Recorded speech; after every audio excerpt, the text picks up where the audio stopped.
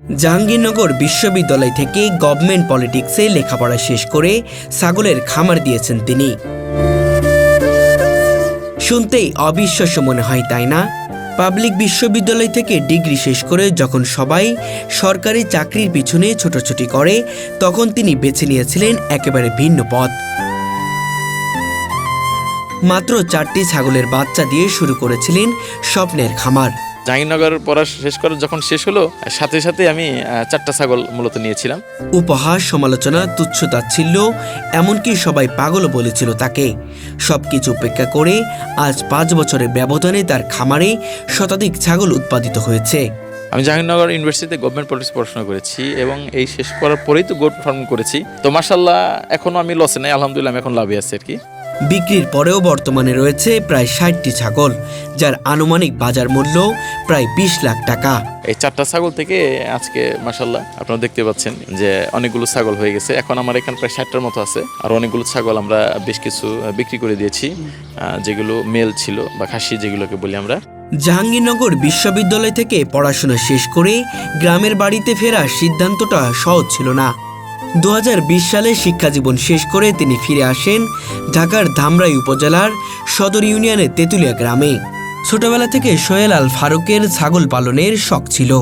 আগে থেকে একটা ইচ্ছা ছিল যে একটা গোট ফার্মিং করার একটা প্ল্যান ছিল অনেক আগে থেকে, যে জব করলো তারপর আমি পাশাপাশি এটা করব। অনেকের কাছে যা ছিল পাগলামি, তার কাছেই সেটাই ছিল স্বপ্ন। 2021 সালে মাত্র 40,000 টাকা বিনিয়োগে বাড়ির আঙ্গিনায় 4টি ছাগলের বাচ্চা কিনে শুরু করেন তার খামার। শুরুটা তো ছিল 40,000 টাকা। 40,000 টাকা? জি জি। কয়টা বাচ্চা কিনেছিলেন? 4টা 10,000 টাকা করে 4টা বাচ্চা 40,000 টাকা দিয়ে কিনেছিলাম। তখন অনেকে তাকে বলেছিল পাবলিক বিশ্ববিদ্যালয়ে পড়ে শেষমেশ ছাগল পালবে। ওই বলতো যে ছাগল পালে পাগলে, তো এটা প্রায় শুনতে হতো।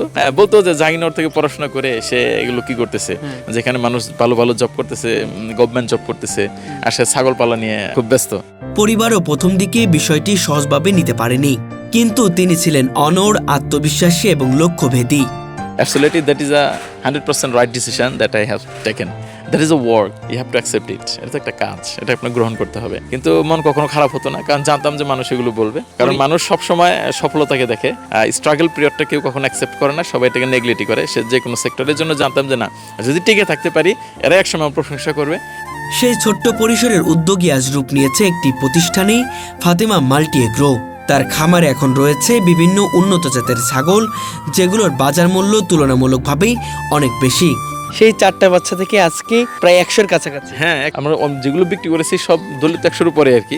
এখন মানুষ বুঝতে পারছে যে না, এখানে হয়তো বা কিছু একটা আছে। এবং শুধু তাই না, এই এলাকার অনেক মানুষ they have been influenced to see me that I am here.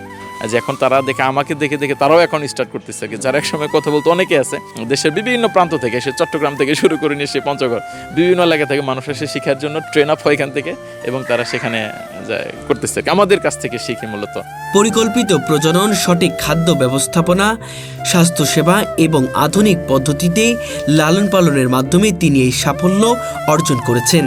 তিনি বিশ্বাস করেন শুধু খামার করলেই হবে না, এই বিষয়ে গভীর জ্ঞান থাকতে হবে। এই কাজের জন্য পড়াশোনা দরকার।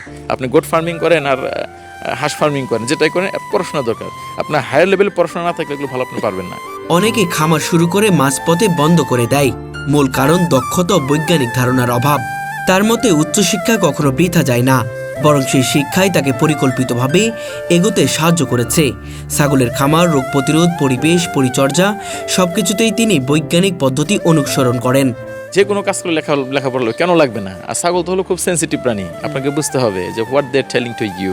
তারা তো জেস্টার দিবে আপনাকে, অঙ্গভঙ্গি দেখাবে যে সে অসুস্থ। সে এই বোঝার জন্য সাইকোলজি আপনাকে লাগবে। এটা জন্য পড়াশোনা লাগবে না। পড়াশোনা আপনি কীভাবে বুঝবেন?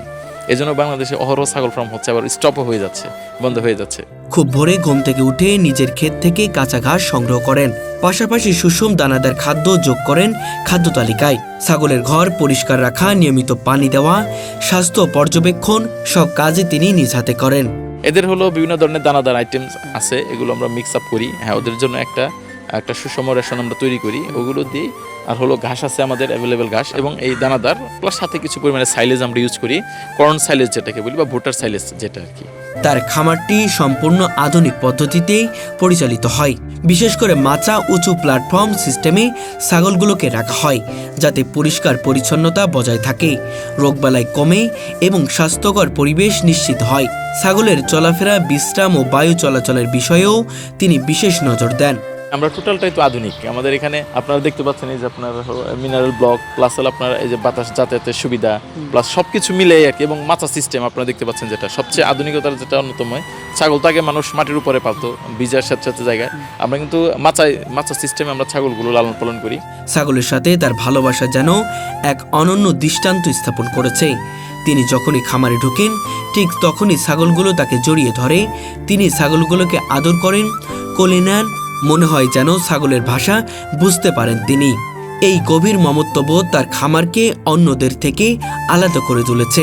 ওয়েল একদম 100% ওয়েল সম্পর্ক আমার। আর আমি যখন আমার ফার্মে ঢুকি সবগুলো সে আমাকে জড়ায় ধরে, আমার জামা কাপড় মানে টাইনা খেতে হবে, আমার হাত এই যে নখগুলো দেখেন এই যে চারতে গেলে ওদের অভ্যাস, আসলে মানে হাত নখ চাটবো, জামা কাপড় টানবো, মানে খুব সম্ভব আমাকে দেখলে বাচ্চাগুলো সবাই আসে, কাছে আসে, মানে খাবার টাইমে না, খাবার ছাড়া অন্য টাইমে আমাকে দেখলে ওরা কাছে আসে।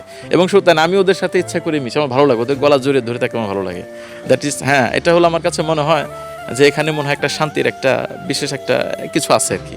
তিনি মনে করেন ছাগল পালন করতে হলে তাদের সাইকোলজি বুঝতে হবে, কোন ছাগলের আচরণ কেমন, কোনটা অসুস্থ, কার কি প্রয়োজন তিনি সহজে বুঝে ফেলেন। ছাগলের সাথে কথা বলতে শিখতে হবে, এমনটাই বলেন তিনি। ছাগল তো অ্যাকচুয়ালি খুব সভ্য প্রাণী, অত কথা বুঝে, ওরা ভাষা বুঝে। ওরা যখন ঘরে যায় আমি একটা হাতে তালি দিলেই ওরা সবাই ঘরে চলে যাচ্ছে, ওদের খাওয়ার টাইমটা শেষ, সাথে সাথে ওরা ঘরে চলে যাচ্ছে। নোভেল দেখেন এতগুলো ছাগল আছে, কোনো শব্দ আছে, কোনো সাউন্ড আছে, কোনো কিছুই নেই।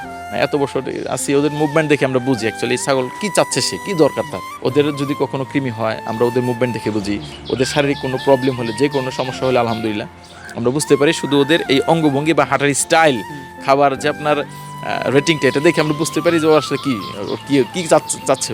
কাজকে কখনো ছোট মনে করেন না বলেই অল্প সময়ে পেয়েছেন সাফল্য। তার এই সাফল্যের পেছনে সবচেয়ে বড় অবদান তার স্ত্রী। অনেক সময় তিনি খামারে উপস্থিত থাকতে না পারলেও তার স্ত্রী সবসময় সহযোগিতা করেছেন। ওনার অবদান সবচেয়ে বেশি। এখনো আমি তো অনেক সময় বাসায় থাকতে পারি না, অ্যাকচুয়ালি আমি বাসায় খুব কম থাকি, এখন কিছু দেখাশোনা আমার ওয়াইফই করে মূলত, ও সব কিছু ইনটু টোটাল। এখন বাবা মা, স্ত্রী, সন্তানদের নিয়ে খুব ভালো আছেন, পরিবারের সময় দিচ্ছেন, পাশাপাশি স্বাধীনভাবে নিজের প্রতিষ্ঠান পরিচালনা করছেন। তিনি মনে করেন চাকরির চেয়ে এই কাজ অনেক বেশি শান্তি ও প্রশান্তি আছে, কারণ এখানে আছেন নিজের সিদ্ধান্ত, নিজের পরিশ্রম আর নিজের স্বপ্নের বাস্তবায়ন। তার এই সাফল্য দেখে তার বন্ধুরা অনুপ্রাণিত হয়েছে। শুধু পরিবার বা গ্রাম নয়, আশেপাশের বিভিন্ন জেলা উপজেলা থেকে মানুষ তার খামারে আসছেন প্রশিক্ষণ নিতে। তরুণরা যদি ছাগলের খামার দিতে চান তিনি নিজের সর্বোচ্চ দিয়ে সহযোগিতা করবেন, এমনটাই জানান তিনি। তিনি বিশ্বাস করেন সঠিক দিক নির্দেশনা পেলে বাংলাদেশের তরুণরা কৃষি ও খামার ভিত্তিক খাতে বিপ্লব ঘটাতে পারে। তিনি এখনও নিয়মিত পড়াশোনা করেন, বিশ্বাস করেন শেখার কোনো বয়স নেই। চাকরির পেছনে না ছুটে নিজের স্বাধীনতা নিয়ে কাজ করার যে আনন্দ, সেটাই তার সবচেয়ে বড় অর্জন। এই 5 বছরে চাকরি করলে যতটা আয় হতো তার চেয়ে বেশি অর্জন করেছে তিনি নিজের মেধা ও পরিশ্রম দিয়ে। ভবিষ্যতে তার ইচ্ছা বাড়ির আঙ্গিনায় খামারকে আর বড় পরিসরে নিয়ে যাওয়া, একটি মডেল খামারে রূপ দেওয়া, যেখানে আধুনিক প্রযুক্তি, বৈজ্ঞানিক পদ্ধতি ও প্রশিক্ষণের সমন্বয় থাকবে। তরুণ প্রজন্মের উদ্দেশ্যে তার আহ্বান, শুধু চাকরির পেছনে ঘুরে সময় নষ্ট নয়, নিজের জ্ঞান দক্ষতার কাজে লাগিয়ে উদ্যোগ নেওয়া, কারণ সাফল্য তাদেরই আসে যারা সাহস করে ভিন্ন পথে হাঁটতে পারে। জাহাঙ্গীরনগর বিশ্ববিদ্যালয় থেকে লেখাপড়া শেষ করে 4টা ছাগল দিয়ে তিনি এই খামার শুরু করেছিলেন। আজকে তার এই ছাগলের খামারে প্রায় 100টির মতো ছাগল রয়েছে এবং তার স্বপ্ন এখন এই ছাগলের খামারটি কেন্দ্র করে। ভবিষ্যতে আরও প্ল্যান রয়েছে এই খামারটি কিভাবে বড় করা যায়। পাবলিক বিশ্ববিদ্যালয় থেকে লেখাপড়া শেষ করে সবাই যেখানে সরকারি চাকরির আশায় ঘুরে চাকরির জন্য ছোটাছুটি করে, ঠিক সেই জায়গায় একজন ব্যতিক্রমী মানুষকে আমরা পেয়েছি, যিনি চাকরির পেছনে ছোটাছুটি নয়, নিজে স্বাবলম্বী হওয়ার জন্য নিজের উদ্যোগটাই বড় করে দেখেছেন। আর আজকে এই ছাগলের খামার দিয়ে তিনি সফলতা পেয়েছেন। এই ছাগলের খামারটি নিয়ে তার কোনো লজ্জা নেই, তার কোনো দ্বিধা নেই। তিনি মনে করেন লেখাপড়া শেষ করে তার যে জ্ঞান, সেই জ্ঞান এই ছাগলের খামারে প্রয়োগ করতে পেরে সফলতা পাওয়াই হলো সবচেয়ে বড় ব্যাপার। চাকরির পেছনে ছোটাছুটি বড় ব্যাপার নয়। দর্শক, আজকে সেই মানুষটির গল্প আপনাদের কাছে তুলে ধরবো, জানতে চাইবো তার কাছ থেকেই কেন এই পেশায় আসা। আসলে আমার মনে হয় কি আমাদের ইউনিভার্সিটিতে যারা পড়াশোনা করি প্রত্যেকের একটাই গোল থাকে, ইউনিভার্সিটিতে যখন সে ভর্তি হয় পাটা দেয় যে বিসিএস ক্যাডার হওয়ার একটা ইচ্ছা থাকে। অ্যাকচুয়ালি এর জন্য এই বিসিএস পরীক্ষাটা অ্যাকচুয়ালি এখন পলিউটেড হয়ে গেছে আর কি। এখানে সব শ্রেণীর স্টুডেন্টরা সায়েন্সে পড়ে, মেডিকেলে পড়ে, সেও বিসিএস আসতেছে, বুয়েটে পড়ে সেও বিসিএস আসতেছে। অ্যাকচুয়ালি এরকম হওয়া উচিত না। যার যে ক্ষেত্রে ইন্টারেস্টটা বেশি কাজ করে, যার যেখানে প্যাশন আছে, মূলত তাকে সেই দিকে ঝুঁকাটা উচিত। এতে দেশের কল্যাণ এবং তার নিজের কল্যাণ দুটাই হবে ইনশাল্লাহ। দর্শকদের উদ্দেশ্যে যে কথাটা বলবো সেটা হলো আপনাদের যদি কারো এই ধরনের কোনো কিছু করার ইচ্ছা থাকে, মানে গোট ফার্মিং বা লাইভস্টক ফার্মিং করার ইচ্ছা থাকে, আপনারা একদম অল্প থেকে শুরু করবেন। এবং এখানে হীনমন্যতার কোনো কিছু নেই, আমি অমুক জায়গায় পড়াশোনা করেছি, আমি এই করেছি ওই করেছি, বিদেশ থেকে কোনো সমস্যা নেই। That is the work. আপনাকে ওয়ার্ক হিসেবে এটাকে কাউন্ট করতে হবে, কাজ, এটাকে একটা কাজ। এবং আপনি যদি 2-3 বছর স্ট্রাগল করেন, ইনশাল্লাহ 2-3 বছর পর থেকে আপনাকে আর স্ট্রাগল করতে হবে না, অটোমেটিক্যালি সব কিছু চলবে এবং আপনি ভালো করতে পারবেন। আপনার সেলফ এমপ্লয়মেন্ট আপনার তৈরি, মানে আপনি হয়ে গেলেন অলরেডি।